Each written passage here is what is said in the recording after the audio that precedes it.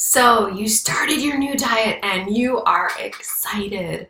You've bought the food, you've got the containers, you are good to go. Maybe you carry on for a week, a month, or an hour, and then something happens. Something that starts a tailspin downward. That thing is a slip. And today we're going to talk about managing slips because let's be honest, they are going to happen. And it's not the slip that matters, it's our reaction to the slip. All right, so let's start out by defining a slip. What would you call it? It can look different for everybody. For one individual, it could be something as eating a second protein bar, and that felt like a massive failure. For someone else, it could be ordering 2 meals at McDonald's. What it is, it doesn't matter. What does matter is the way that it hits our heart. There's disappointment. And when disappointment comes in, when frustration comes in, it is a sign that we have unmet expectations of ourselves. You thought that this was going to happen, but instead something different happened. And now you're frustrated and you're angry and your eating shows it. So as we go ahead and we start to address how we can manage those slips differently, I want to talk to you a little bit why a slip feels so tragic. And this is thank you diets. Thank you diets for making slips, little deviations off plan, feel like the end of the world. You see, diets give us the mentality of all or nothing. You're following your food plan perfectly, or you may as well just go to the buffet and clean it out. But that's not logical. In no world is eating a box of cookies better than eating one, right? A cookie that is eaten and forgotten about just becomes a blip on the radar. However, a cookie that is eaten and mulled over and stressed over becomes a dozen, becomes more poor choices, and that becomes weight gain. So a slip feels so tragic because we read so much into it. We say that it means it's always going to be like it always was, right? This is evidence that I can't change. When reality, it is actually evidence of change, right? Because no matter how hard you try, you're going to revert to old habits occasionally.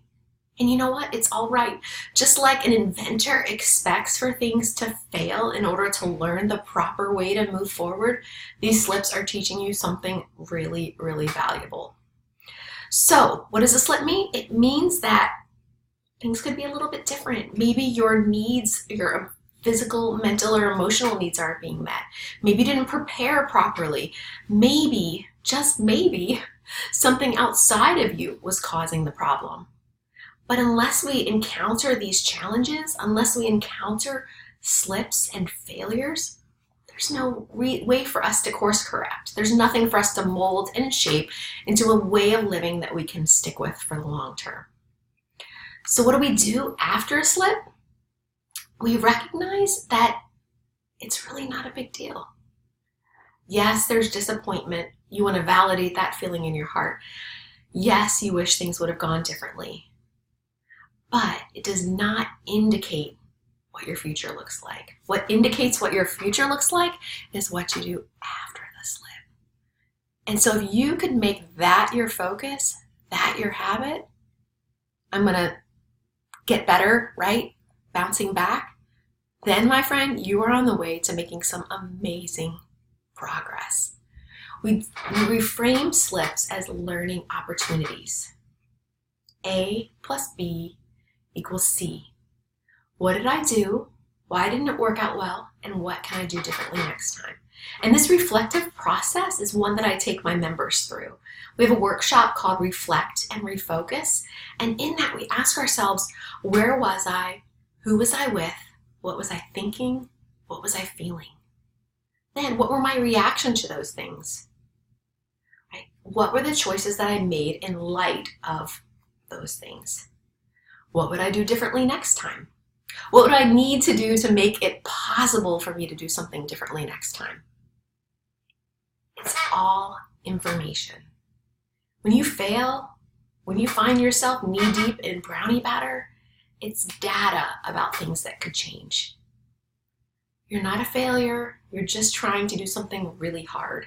And if this weren't hard, everybody would be walking free and healthy and above the pool of food. You're doing fine, my friend.